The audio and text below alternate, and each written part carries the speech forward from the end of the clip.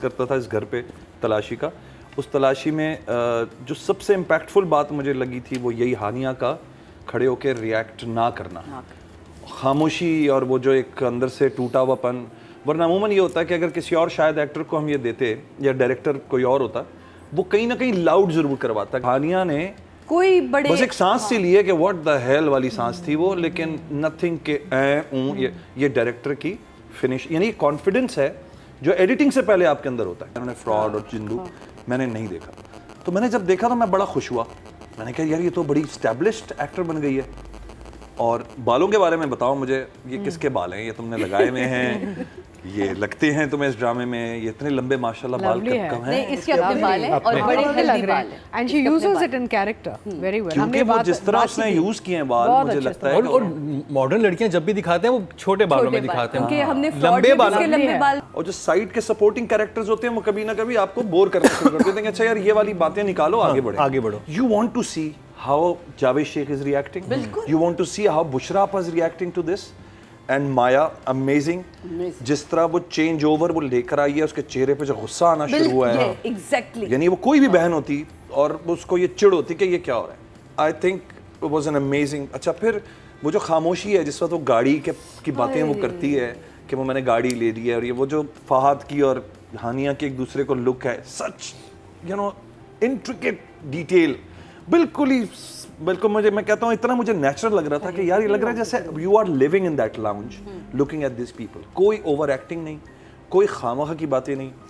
मुझे वो सीन बहुत अच्छा और इतना सटल आई रोल होता है ना उन दोनों का, वो यूं भी नहीं करते, पता नहीं क्या करते हैं, लाइक कि समझ आ जाती है कि इनके चेहरे पे है कि ये क्या सामने हमारे ये क्या मतलब सामने। मैं इसलिए इस ड्रामे को कहती हूँ ये देखने वाला है। बाकी कई ड्रामे जो मुझे लगता है रेडियो की तरह चले जा रहे हैं, आप उन्हें सुन लो पूरा ड्रामा समझ आ जाता है क्या हो रहा है। सच्ची बात है। तो बहुत अच्छा, मुझे तो बहुत मजा आया। मतलब मुझे मजा आया जो सीक्वेंस तलाशी का था। अमूमन कोई और मुझे लगता है डायरेक्टर करता तो वो ड्रैग हो सकता था, बट बहुत अच्छा अदील ने भी जो अपना एक वो स्टांस रखा है, इज टेंस। अभी उसने थप्पड़ मारा है उसको, अब उसको वो गुस्सा भी रोकना है, उसको वो जो उसका मुझे है ना कि एक कंक्लूजन पे तो पहुंच चुका है कि यार I don't like my brother, but he still keeping that anger inside, और वो परेशान है कि क्या सब कुछ हो गया। और जिस तरह वो तलाशी ली गई है तो उसमें वो जो, और आपा का वो परेशान होना शुरू में जब वो लॉकर वाला सीन होता है जिस पर वो जाती है, वो कहती है मैं वो जो किया ना उन्होंने, इतना मुझे नेचुरल लगा था। हमारी अम्मा के साथ भी इस तरह की सिचुएशन हो गई थी कि वो पैसे रखे थे किसी आपके घर में भी नहीं मैं बट थी शुक्र है नहीं मैं बट नहीं थी वो शमून खुद होंगे लेकिन ये हुआ कि इस तरह की सिचुएशन बहुत मुझे रियलिस्टिक, और पांचों छह के छह जो एक्टर्स थे, कहते हैं ना लोग समटाइम कहते हैं कि यार सिर्फ दो लोगों के कंधों पे ये ड्रामा चल रहा है, इश्क मुर्शिद पे जैसे हम कहते थे कि सिर्फ दो लोगों के ऊपर ये चल रहा है, ये ड्रामा पूरी फैमिली लेके चल रही है। जी जी, पूरी फैमिली, मतलब मजा आ रहा है एक एक कैरेक्टर को। अरे कुछ बचाया ही नहीं। अरे नहीं। और बिल्कुल सही बात है कि वो जो जिस तरह बंटवारा है। अच्छा इस चीज़ का क्रेडिट कास्टिंग को भी जाता है यकीनन, यानी जो जिसने पढ़ा स्क्रिप्ट, डायरेक्टर ने, कास्टिंग डायरेक्टर ने, मुझे लगता है वो जो decision of you know selecting and collecting these people was amazing. I think Fahad और ये जो बदन है दोनों इसमें इन्वॉल्व होंगे, क्योंकि कास्टिंग डायरेक्टर अलग से तो हमारा नहीं होता हमारे अभी तक पाकिस्तान में, हॉलीवुड में होता है या बॉलीवुड में, यहाँ पे नहीं होता। तो आई थिंक तो अगर फवाद का ही या फहद का ही अपना फैसला है बदर का, तो मुझे लगता है कि ये एक अलग क्रेडिट है जिन लोगों को जाता है, जिसके बारे में कम बात होती है। लेकिन कास्टिंग की जो सिलेक्शन है मुझे लगता है वो इतनी सफाई से हुई भी है कि वही वाली बात है कि वो एक लगता है जैसे बुने में सारे कैरेक्टर, तो आप लगता है जैसे उस लाउंज में या उस घर में रह रहे हैं। और जावेद शेख बहुत ड्रामे करते हैं, सब कुछ करते हैं, लेकिन जो प्रेजेंस उन्होंने अपनी, मुझे बड़ी अच्छी लगी वो एक चीज़, जिस वक्त दोनों बेटों को बुलाते हैं सामने बैठ के, the way sitting, his shirt is all like no, वो एक ढलके हुए कंधे और शर्ट ना उनकी क्रम्पल सी, वरना अमूमन नहीं होता, लोग कहते हैं सर शर्ट सीधी कर दें, तो वो भी डायरेक्टर ने मेरे ख्याल में इस चीज़ को छोड़ा कि नहीं यार शर्ट को थोड़ा अपसेट रहने दो, वरना अमूमन होता है कि भाई सीधी कर लें, चुनें आ रही हैं। वो चुन्नटों वाली शर्ट में वो बैठे हुए और झुके हुए मुझे बहुत अच्छे लगे, और सही कह रहे हैं, वो शफकत वाली फील एक आती है उनसे। और वो बड़ा क्यूट सीन था जिसमें वो बैठ के किस्से सुना रहे होते हैं और वो दोनों आके बैठ बैलेंस करने की कोशिश। तो वो राइटर को देखा जाए तो वो उस बात का क्रेडिट जाता है, how she is actually taking manoeuvring the story from one end to another, and I like the part where he meets Natasha. It was a surprise for me. I was like, oh, ये भाई तो आदि मुजरिम है। ये तो मतलब पहले वहाँ से वहाँ, फिर वहाँ से अब ये, अब वो कहता है ना कि बीवी कहती बीवी की बात नहीं करो, तो मैंने कहा वो ये तो चिढ़ गया उससे भी। अब ये इसलिए मेरे ख्याल में जो है वो लड़कियों में ये घूमता रहता है और उसके लड़के फ्रेंड्स नहीं है कि वहाँ से he has you know he gain something. वो तारीफें मिल रही हैं उसको जो उसका ईगो मसाज हो रहा है थ्रू आउट के जो चाहिए वो, और नताशा खुल के तारीफ भी करती है तुम्हारे जैसा हैंडसम, और अदील पे सूट कर रही है वो बातें। कोई और लड़का वहाँ बैठा होगा, आप कहते हैं कि नताशा तुम क्या कह रही हो। सही बात। तो भाई 10 out of 10। बहुत शाबाश हमारे जजेस की तरफ से, आपके लिए क्लैप। आपने एक्चुअली ये सीन बहुत ही जबरदस्त तरीके से शूट किया, स्पेशल आपका हमने नाम मेंशन करना था। हाँ जी। और बहुत सारी छोटी छोटी चीज़ें थी जो कि एज अ डायरेक्टर मुझे अच्छी लगी, ख़ास तौर पे चूँकि ये सीक्वेंस ही मेरे ख्याल में 1.5-2 एपिसोड इसी चीज़ पे ही बेस करता था, इस घर पे तलाशी का। उस तलाशी में जो सबसे इम्पैक्टफुल बात मुझे लगी थी वो यही हानिया का खड़े होकर रिएक्ट ना करना, खामोशी, और वो जो एक अंदर से टूटा हुआपन। वरना अमूमन ये होता है कि अगर किसी और शायद एक्टर को हम ये देते या डायरेक्टर कोई और होता, वो कहीं ना कहीं लाउड जरूर करवाता कि यार अब यहाँ आंखें फाड़ लें, यहाँ थोड़ा सा ऐसे हो जाएं वैसे हो जाएं, तो टू ऐड सम फालतू का ड्रामा।